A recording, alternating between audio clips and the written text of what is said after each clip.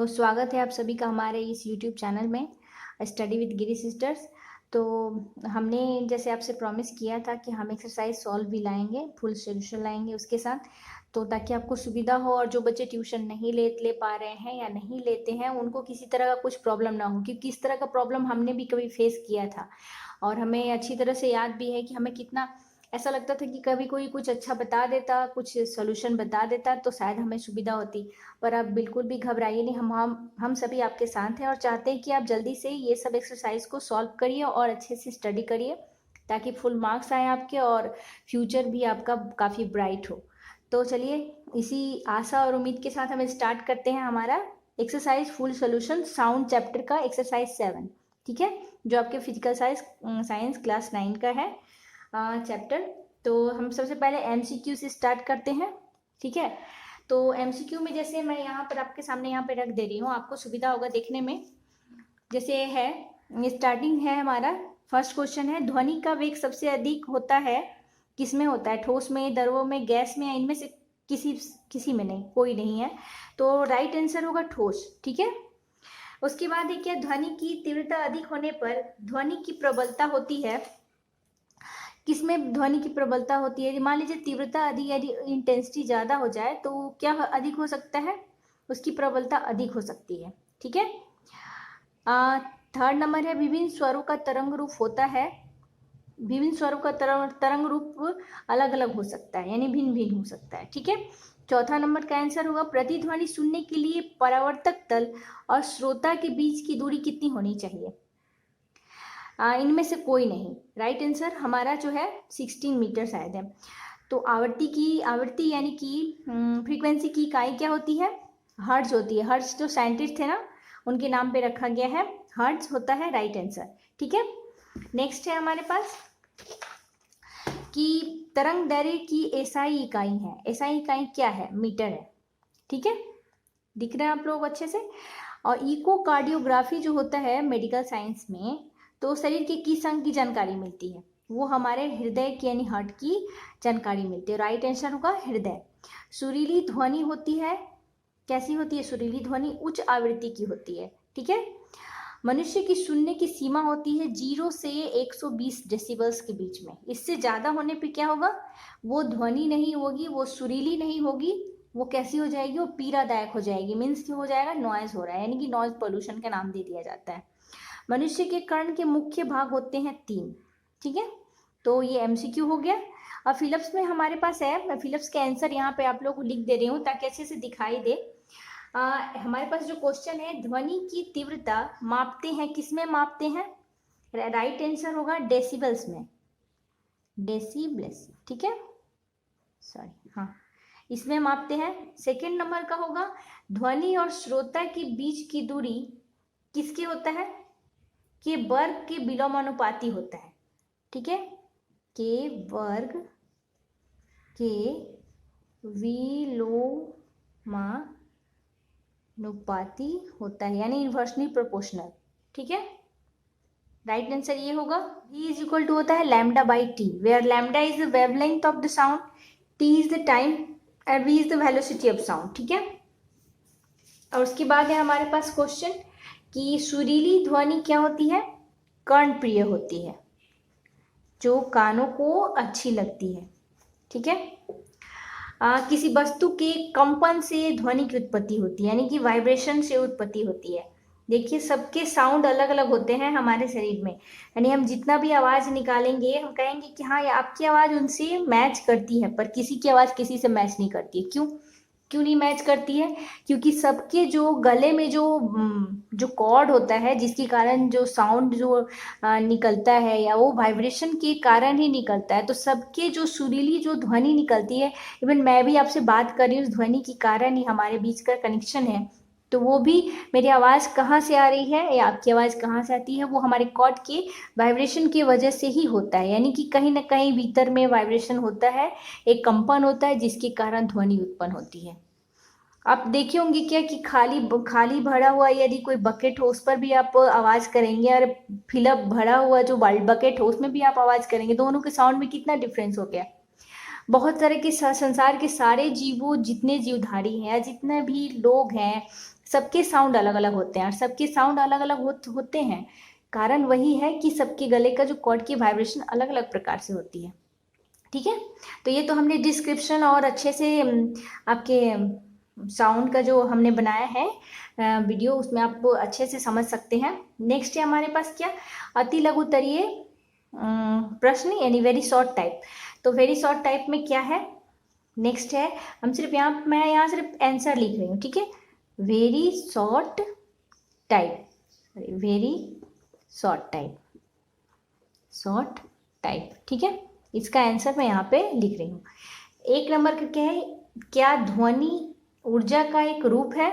Right answer होगा हाँ, ध्वनि ऊर्जा का एक रूप है। क्या ध्वनि निर्वात में गमन कर सकती है, यानी कि वैक्यूम में क्या ध्वनि का गमन हो सकता है? बिल्कुल भी नहीं हो सकता। आपके पास एक है ना, वो हमने एक्सपेरिमेंट किया था ना, जिसमें बताया गया था ट्यूनिंग फॉर कलर की जब उसमें से साउंड उसमें से हम यदि एयर को निकाल लेते हैं, विद्युत घंटी का एक्सपेरिमेंट था ना, प्रोपेगेशन ऑफ साउंड में। ये जो है देखिए इमेज, ये याद होगा आप लोगों को। यदि इसमें से हम निकाल लेंगे, वायु चूसक पंप से एयर को निकाल लेते हैं, तो क्या होगा, हमें घंटी तो रिंग हो रही है पर हमें आवाज सुनाई नहीं दे रही है। कारण क्या है, क्योंकि जो माध्यम है वो नहीं है। तो जो एयर जो माध्यम है वो नहीं होने के कारण हम निर्वात है, यानी कि वैक्यूम में साउंड का ट्रैवल नहीं होता है, ठीक है। और बाकी जो रेडिएशन है वो वैक्यूम में गमन कर सकते हैं।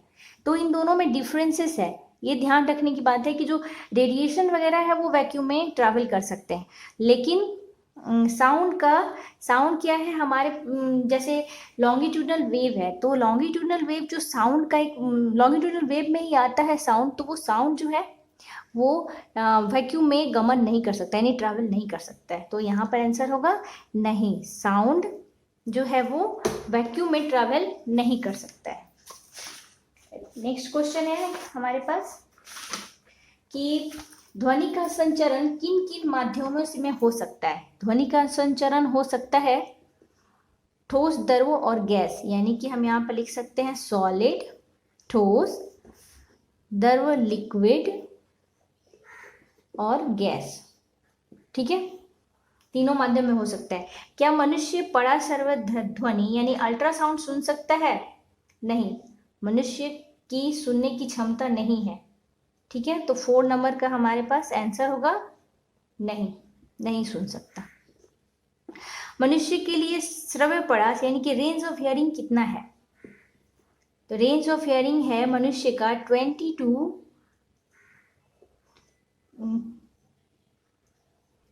मनुष्य की हियरिंग जो है वो 20 हर्ट्ज टू 20,000 हर्ट्ज के बीच में होती है, ठीक है। क्या ध्वनि के परावर्तन में, ध्वनि का जो रिफ्लेक्शन ऑफ साउंड में है, आपतन कोण और परावर्तन कोण बराबर हो सकते हैं? हाँ, ध्वनि के परावर्तन में आपतन कोण और परावर्तन कोण बराबर होते हैं। लाइक फॉर लाइट, लाइट की तरह ही साउंड का भी बराबर होता है, ठीक है, ऐसे, ठीक है। इसी से तो जो प्रोसेस जो होता है सोनार, और सोनार जो रेडिएशन हो गया, सोनार जो वेव होता है, उसके कारण ही तो हम निकाल पाते हैं, ठीक है। ये ध्वनि का आगमन हुआ मीन्स आपतन कोण हुआ या परावर्तन कोण हुआ, तो इस तरह से दोनों इक्वल होते हैं। प्रतिध्वनि किसे कहते हैं? तो इको किसको कहा जाता है? इको जैसे कि the repetition of sound caused by the reflection of sound wave is called an eco. Repetition of sound, sound का जो बार बार रिपीट होना है, रिपीट होता है साउंड का, जिसके कारण रिफ्लेक्शन ऑफ साउंड के कारण जो रिपीटेशन होता है उसी को ही इको कहा जाता है। इसको हम ऐसे भी लिख सकते हैं कि ध्वनि का किसी बाधा से परावर्तित होकर, आपके बुक में भी है, ध्वनि का किसी बाधा से परावर्तित होकर मूल ध्वनि से अलग होता है और स्पष्ट सुनाई देता है, ठीक है।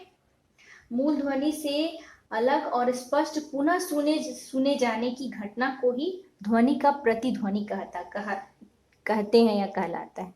ये भी कह सकते हैं या ये भी लिख सकते हैं कि ध्वनि का किसी बाधा से परावर्तित होकर मूल ध्वनि से अलग और स्पष्ट सुने जाने की घटना को ही ध्वनि का प्रतिध्वनि कहा जाता है या कहते हैं, ठीक है। अब इसके बाद का क्वेश्चन है हमारे पास कि प्रतिध्वनि सुनने के लिए परावर्तक तल और ध्वनि स्रोत के बीच में की न्यूनतम दूरी कितनी होनी चाहिए? तो उसकी न्यूनतम दूरी होनी चाहिए, 8 नंबर का है ये, उसकी न्यूनतम दूरी होनी चाहिए 16.6 मीटर। ठीक है, नेक्स्ट है हमारे पास कि ध्वनि का तारत्व और ध्वनि स्रोत की आवृत्ति में क्या संबंध होता है? समानुपाती होता है, प्रोपोर्शनल। ठीक है, समानुपाती होता है यानी प्रोपोर्शनल होता है। दोनों के बीच में यही संबंध होता है कि दोनों एक दूसरे के प्रोपोर्शनल होते हैं। ठीक है, नेक्स्ट हम लोग आते हैं डी नंबर, लघुतरीय प्रश्न यानी कि शॉर्ट टाइप। ठीक है, हमारे पास जो क्वेश्चन है कि ध्वनि प्रदूषण किसको कहा जाता है, तो ध्वनि प्रदूषण को जैसे हमने लिखा है यहाँ पर कि जिस ध्वनि को सुनकर कान में पीड़ादायक एवं कर्कश अनुभूति की सृष्टि होती है या सृष्टि करती है और जिसकी तीव्रता 120 डेसिबल से अधिक हो उसे साउंड या नॉइज पोल्यूशन कहा जाता है। ठीक है, आप इसका स्क्रीनशॉट भी लेके रख सकते हैं ताकि आपको असुविधा ना हो किसी प्रकार का। तो हम इसको ऐसे भी लिख सकते हैं कि the loudness of sound is a measure of the sound energy reaching the year पर सेकेंड। हमारे कानों में जितने तेजी से लाउडनेस आता है और हमें अच्छा नहीं फील होता है तो उसको हम लोग क्या कह सकते हैं, नॉइज पोल्यूशन के नाम दे सकते हैं।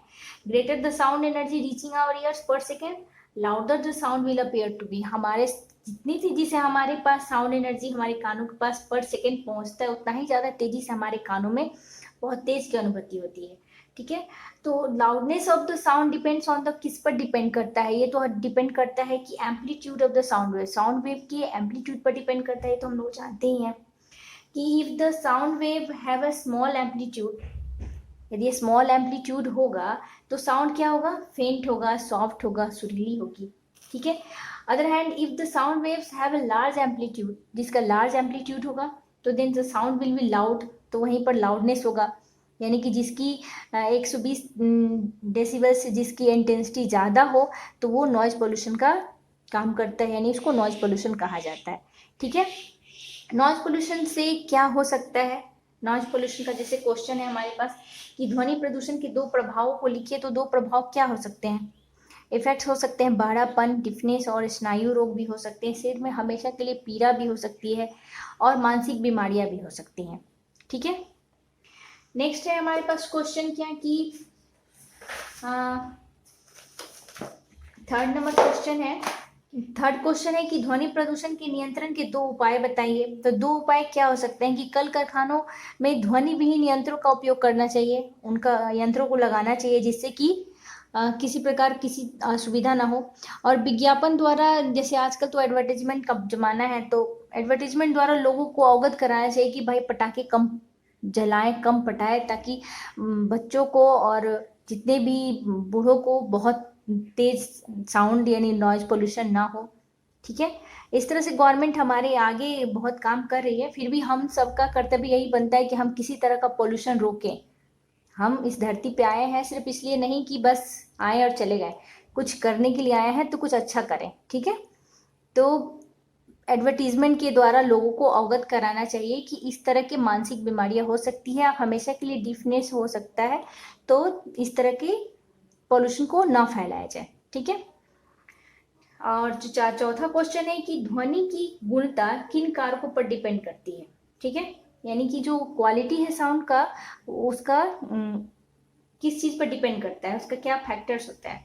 तो क्वालिटी ऑफ साउंड का ये दो फैक्टर है क्या, कि जो स्वर नोट जिसको कहा जाता है में उपस्थित उपसुरों में ओवरटोन्स होते हैं, उनकी संख्या और तरंग रूप यानी कि साउंड के शेप पर डिपेंड करता है। ठीक है,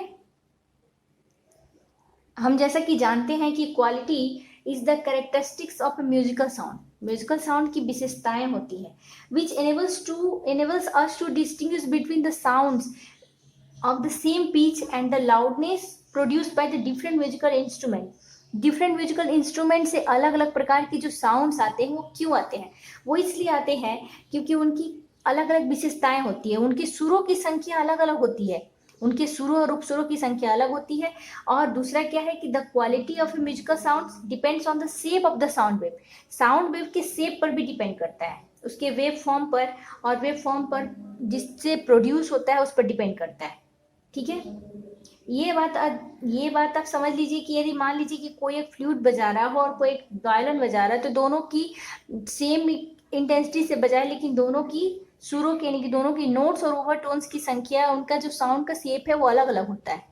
ठीक है, इससे हम इसको डिस्टिंग्विश कर सकते हैं कि ये दोनों अलग है। तो ये है उस साउंड की क्वालिटी।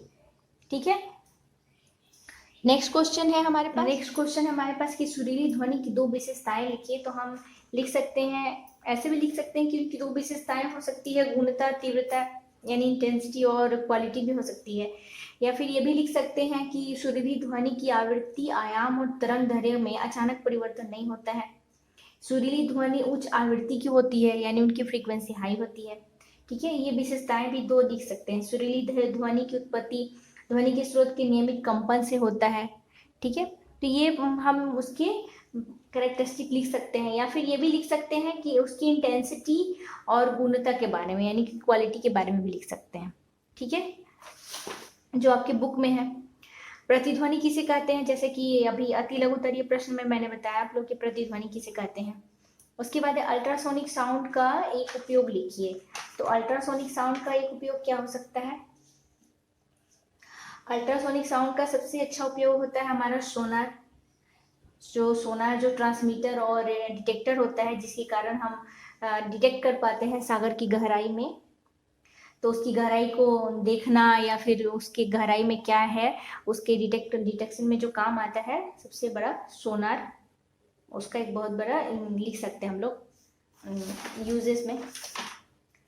और उसके बाद है कि श्रुति निर्बंध यानी कि रेजिस्टेंस ऑफ साउंड किसको कहा जाता है, इसका मान कितना होता है।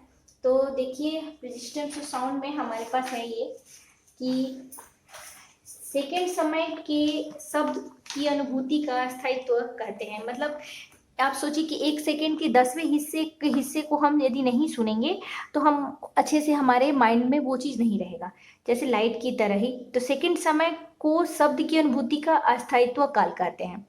तो मनुष्य के दिमाग पर किसी भी क्षणिक ध्वनि का प्रभाव कितने सेकंड का हो सकता है? 1 सेकंड का 10वां भाग तक रहता है। ध्वनि समाप्त होने के 1 सेकंड बाद सेकंड तक बना रहता है। तो मूल ध्वनि के शेष होने में 1 सेकंड के बाद ही, एक ध्वनि की 1/10 सेकंड के बाद ही हम प्रतिध्वनि सुन सकते हैं।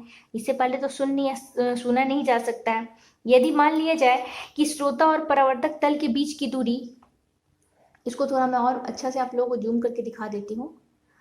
यदि मान लिया जाए कि श्रोता और परावर्तक तल की बीच की दूरी d मान लिया जाए, और मूल ध्वनि की प्रतिध्वनि यदि दोनों ये ध्वनि आई हमारे पास, जैसे मैं यहाँ पर आपको एग्जांपल दे देती हूँ, समझा देती हूँ। मान लीजिए कि ये है श्रोता की ध्वनि और ये ध्वनि आई और ये प्रतिध्वनि जा रही है। मान लीजिए ये डिस्टेंस d है, फिर ये डिस्टेंस कवर किया उतना ही यानी रिफ्लेक्शन, और फिर उसके बाद ये जो आया उसी कोण से फिर ये जा रहा है उसी एंगल से। ठीक है, तो ये दोनों का क्या हो गया, 2D हो गया। तो ध्वनि का यदि मान लीजिए कि वेग है 332 मीटर पर सेकेंड, तो हम लोग क्या लिखते हैं, दूरी इज इक्वल टू क्या होता है, दूरी इज इक्वल टू हम लिख सकते हैं आपका कि वेग इंटू समय लिख सकते हैं। ठीक है, तो हम यदि मान लिया जाए कि हमारे पास है दूरी है 332 इंटू वेग है, टाइम है हमारे पास 1/10, तो हमारे पास ये आया है 33.2 मीटर। तो ये आया। अब ये 2D हम यहाँ पर हम 1 निकालेंगे, तो हम इसको 2 से डिवाइड कर देंगे तो हमारे पास आएगा 16.6 मीटर। यही है उसका मान। ठीक है, उसके बाद हम आते हैं हमारे पास न्यूमेरिकल्स फॉर्म में। ये जो दीर्घ उत्तरीय प्रश्न है, इसका डिस्क्रिप्शन में आपको अच्छे से मिल जाएगा आंसर, और काफ़ी बड़ा बड़ा होता है तो बोर्ड पे लिखना पॉसिबल नहीं है। यदि कुछ प्रॉब्लम होता है तो आप मुझे पूछ सकते हैं, कोई दिक्कत नहीं है। ठीक है, नेक्स्ट हम आते हैं हमारे न्यूमेरिकल्स में कि न्यूमेरिकल्स को हम लोग अभी कवर कर लेते हैं। ठीक है, तो क्वेश्चन है हमारे पास न्यूमेरिकल्स का क्या, कि एक स्वरित्र वायु में कंपन कर रहा है जिससे 1.7 मीटर तरंग दैर्घ्य वाली तरंग उत्पन्न हो रही है। यदि वायु में ध्वनि का वेग 340 मीटर पर सेकेंड है तो ट्यूनिंग फोर्क की आवृत्ति ज्ञात कीजिए, यानी उसका फ्रीक्वेंसी हमें फाइंड आउट करना है। तो फ्रीक्वेंसी कैसे निकालते हैं हम, चूंकि क्या जानते हैं कि फ्रीक्वेंसी फाइंड आउट करने के लिए v इज इक्वल टू होता है एल लैम्डा, ठीक है। यानी एन मैंने अभी आप लोगों को जब एक्सरसाइज बताया था उस समय, तो मैंने यहाँ पर लिखा होगा v is equal to f lambda, ठीक है। f is a frequency of sound, और यहाँ पर n भी मान सकते हैं, n और f भी लिख सकते हैं, इसमें कोई दिक्कत नहीं है। तो हमें क्या फाइंड आउट करना है, हमें निकालना है n, ठीक है। हमें क्या निकालना है, n निकालना है, ठीक है। तो हम इसको लिख सकते हैं ऐसे, तो हमें निकालना है n निकालना है, तो हम इसको लिख सकते हैं v बाई लैम्डा, लिख सकते हैं। n means where n is frequency और v is velocity of sound, lambda is equal to wavelength, ठीक है। क्लियर हुआ। n भी हम लिख सकते हैं, f भी लिख सकते हैं, इसमें कोई आप माइंड में ये कंफ्यूज मत होइएगा। तो देखिए हमारे पास क्या क्या है, हमारे पास है v is equal to 340 metre है पर सेकेंड, ठीक है। और हमारे पास है कंपन कर रहा है तरंग दैर्घ्य, यानी कि लैम्डा भी है 1.7 मीटर, ठीक है। दोनों मीटर में है, ठीक है। तो हम इसको फाइंड आउट करेंगे, n निकालना है, तो हम इसको लिख सकते हैं v की जगह 340 और 1.7 कैलकुलेट करके आएगा हमारे पास 200 हर्ट्ज। फ्रीक्वेंसी की इकाई क्या होती है, हर्ट्ज होती है, ठीक है। इस तरह से हमारे पास ये आ गया। नेक्स्ट क्वेश्चन है हमारे पास 2 नंबर का, ये 1 नंबर का हुआ। 2 नंबर का है कि देखिए यहाँ दिख रहा होगा, एक पहाड़ी से कुछ दूरी पर एक तीव्र ध्वनि वाले पटाखे से उत्पन्न ध्वनि की प्रतिध्वनि एक व्यक्ति 6 सेकंड के बाद सुनता है। उस व्यक्ति से पहाड़ी की दूरी निकालिए। हवा में ध्वनि का वेग 340 मीटर दे दिया है हमारे पास, यानी कि v दे दिया है हमारे पास। तो हमारे पास क्या फॉर्मूला होता है, हम इसको ऐसे लिख सकते हैं कि हमारे पास जो फॉर्मूला है वो है क्या कि 2d is equal to v into t. ये अब हम आपका इको वाले फार्मूला से हम इसको सॉल्व कर रहे हैं, ठीक है। हमें क्या फाइंड आउट करना है, हमारे पास देखिए क्या क्या दिया हुआ है। हमारे पास दिया हुआ है टाइम दिया हुआ है 6 सेकेंड, ठीक है। और दिया हुआ है हमारे पास v दिया हुआ है, ठीक है। v दिया है 340 मीटर पर सेकेंड। हमें क्या फाइंड आउट करना है, हमें डिस्टेंस फाइंड आउट करना है। तो हम इसको ऐसे लिखेंगे 340 इंटू 6 डिवाइडेड बाई 2, यानी d इज इक्वल टू, तो हमारे पास आएगा इतना मीटर, ठीक है। हो गया। 3rd नंबर का क्वेश्चन है कि एक पहाड़ी से 102 मीटर दूर ध्वनि उत्पन्न होती है, ठीक है, तथा 3/5 सेकेंड के पश्चात प्रतिध्वनि सुनाई देती है। ध्वनि का वेग ज्ञात कीजिए। इसमें हमें भी निकालना है, ठीक है। इसी फॉर्मूले से हम निकालेंगे 3rd नंबर का भी, इसी फॉर्मूले से हम निकालेंगे। तो हमारे पास जो फॉर्मूला है 3rd नंबर के लिए यही है, यानी 2d is equal to v into t, ये इसका हो गया। तो हम कैसे निकालेंगे इसको, हम पहले क्या करते हैं कि हमें v निकालना है, ठीक है। तो 2d by t, v is equal to ऐसे लिख सकते हैं हम 2d, इसको हम लोग ऐसे लिख सकते हैं 0.6। हमारे पास दिया है कितना 3/5 सेकेंड, तो t is equal to 3/5 second है, ठीक है। t दिया है हमारे पास। उसके बाद हमारे पास 102 मीटर दिया है, यानी d दिया है 102 मीटर। तो हम इसको ऐसे लिख सकते हैं, यहाँ पर t की जगह पर 0.6 डिवाइड करके हमें आ जाएगा, और है 2 इंटू 102.6, तो हमारे पास इसका आंसर आ गया है 340 मीटर पर सेकेंड, ठीक है। नेक्स्ट क्वेश्चन है 4 नंबर का। हमारे पास ये क्वेश्चन है 4 नंबर का कि एक स्वरित्र की आवृत्ति 200 कंपन पर सेकेंड है, ध्वनि का वेग 330 मीटर पर सेकेंड है, तो ध्वनि के तरंग की लंबाई ज्ञात कीजिए, ठीक है। यानी हमें लैम्डा बाहर करना है, यानी कि वेवलेंथ निकालना है। तो हमारे पास जो फॉर्मूला है v is equal to n lambda, तो एन लैम्डा निकालने के हम क्या करेंगे, v बाई एन लिख सकते हैं। Where lambda is a wavelength, v is the velocity of sound, n is the frequency of sound. ठीक है, तो हमारे पास क्या क्या दिया है, हमारे पास दिया है v इज इक्वल टू दिया है 330 मीटर पर सेकेंड। ठीक है, और दिया है फ्रीक्वेंसी दिया है, यानी n दिया है कितना 200 कंपन पर सेकेंड। ठीक है, हर्ट्ज पर सेकेंड। तो हमें लैम्डा निकालना है, हम यहाँ पर तुरंत से इस वैल्यू को पुट करेंगे और निकालेंगे, तो हमारे पास आ जाएगा 1.65 मीटर आंसर। ठीक है, इस तरह से हमने सांख्यिकी प्रश्न यानी कि न्यूमेरिकल भी सॉल्व कर लिया। और दीर्घ उत्तरीय प्रश्न में बहुत ज़्यादा लंबा है, तो मुझे लगता है कि आप लोग खुद से सॉल्व कर सकते हैं, और नहीं होगा तो आप मुझे कमेंट सेक्शन में लिखिए, मैं कोशिश करूँगी आपकी हेल्प करने की। ठीक है, और बाकी अच्छे से स्टडी करिए, सेल्फ स्टडी बहुत ज़रूरी है, अपना ध्यान रखिए, ठीक से पढ़ाई करिए। Thank you, bye.